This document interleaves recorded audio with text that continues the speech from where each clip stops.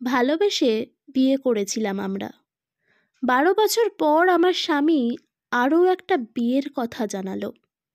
আমি আয়নার সামনে বসিয়ে নিজেকে দেখছিলাম। আমি তখন 35-এর কাছাকাছি একজন মহিলা। আমার চুল অল্প পাক ধরা শুরু হয়েছে, মুখের চামড়ায় অল্প টান ধরা শুরু হয়েছে, শরীরে অতিরিক্ত মেদ তৈরি হয়েছে। চাকরি আর সংসারের কাজের মধ্যে থেকে নিজেকে দেখার সুযোগ হয়ে ওঠে না। অপরদিকে অনন্যার বয়স 23 কিংবা 26, হয়তো বা আমার চেয়ে কম বা বেশি। কিছু মানুষ থাকে না যাদের দেখে বোঝা যায় না তাদের বয়স কতটা। আমার মেয়ে নেহার জন্মদিনে প্রথম দেখলাম। মেয়েটা বেশ সুন্দরী, আমার স্বামীর অফিসের নতুন কলিগ। বেশ ভাব তাদের। সুন্দরী মেয়েদের সাথে সব পুরুষের সখ্যতা থাকাটা স্বাভাবিক। আমি ওসবে নজর না দিলেও বাড়ির অন্যরা কথাটি আমার কানে ঠিকই তুলেছিল। মা এসে বলল, জামাইয়ের মতিগতি কিন্তু ভালো দেখছি না, সময় থাকতে আটকা। আমি হাসলাম। জামাই কি গরু ছাগল নাকি যে আটকে রাখবো? আমাদের 2 ছেলে মেয়ে, 7 বছরের ছেলে আর 4 বছরের মেয়ে নেহা। আমার স্বামীকে আমি কখনো সন্দেহ করিনি, তার উপর রাগ দেখিয়ে কখনো বাপের বাড়িতেও চলে যায়নি। তার পাশে থাকতে চেয়েছি, তাকে বুঝতে চেয়েছি। তার নতুন বিয়ের কথা শুনেও চিৎকার চেঁচামেচি করিনি। স্বাভাবিকের মতনই দুজনে একই ঘরে থেকেছি। রবিবার সকাল সকাল ছেলে মেয়েদেরকে মায়ের কাছে পাঠিয়ে দিলাম। আমার স্বামীকে বললাম, তোমার সাথে একটু বাইরে বেড়াতে যেতে ইচ্ছা করছে। সেও রাজি হলো যেতে। অনেক বছর পর দুজন একটা রিকশায় চড়লাম। বাতাসে আমার চুলগুলো উড়ছিল। আগের দিনগুলোর মতন আমার স্বামী আর চুলগুলো সরিয়ে দিচ্ছে না, বা আমিও আর লজ্জা পাচ্ছি না। তবে বেশ ভালো লাগছিল। আমরা শহরের একটা অনাথ আশ্রম এসেছি। আমার স্বামী আমার হাতটা চেপে ধরে বলল, এটা কি ঘুরতে আসার জায়গা নাকি? এখানে কেন? আমি তার উত্তর না দিয়ে তাকে নিয়ে ভিতরে ঢুকলাম। আমরা ভেতরে গেলাম। অফিস রুমের অনুমতি নিয়ে ভেতরের সবগুলো বাচ্চাদের থাকার জায়গা দেখলাম।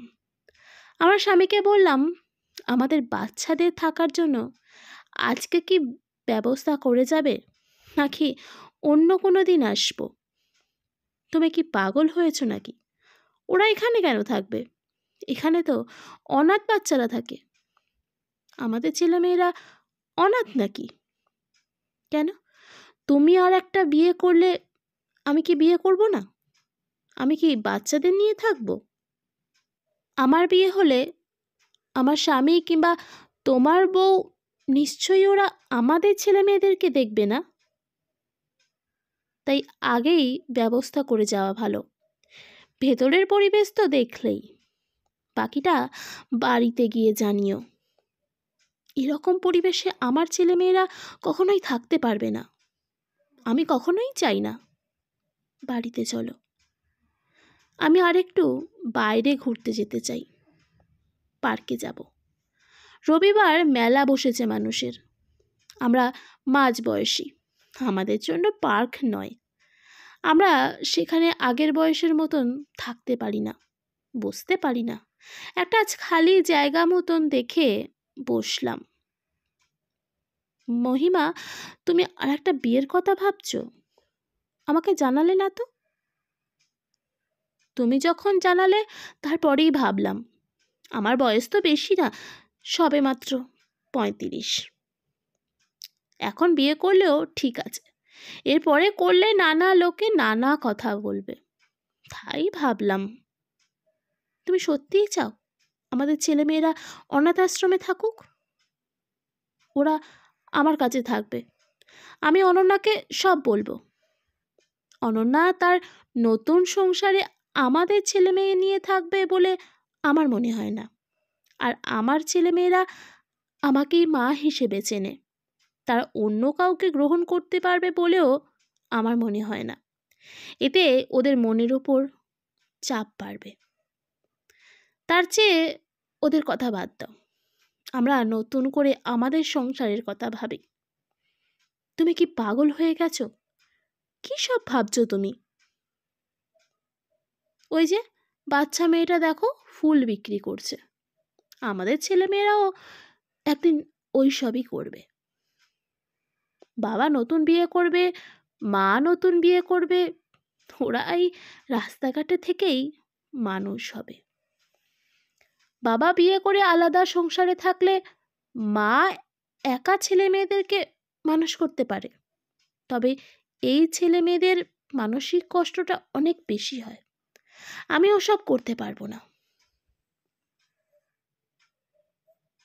তুমি তো মা, মায়েরা তো সব ত্যাগ করে, কেন বাবারা করতে পারে না? আমার স্বামী সেদিনকে চুপ করেছিল।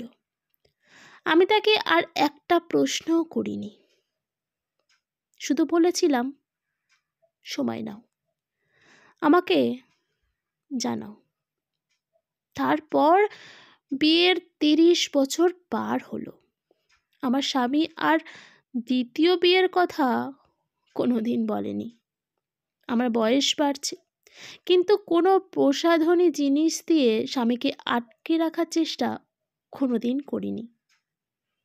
তাকে শুধু বুঝিয়েছিলাম এখন চাইলে আমরা অনেক কিছু করতে পারি না বা পারবও না।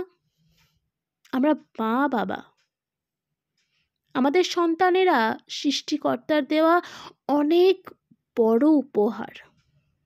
ইচ্ছে সত্ত্বেও অনেক স্বামী স্ত্রী আছে যারা সন্তান লাভ করতে পারে না।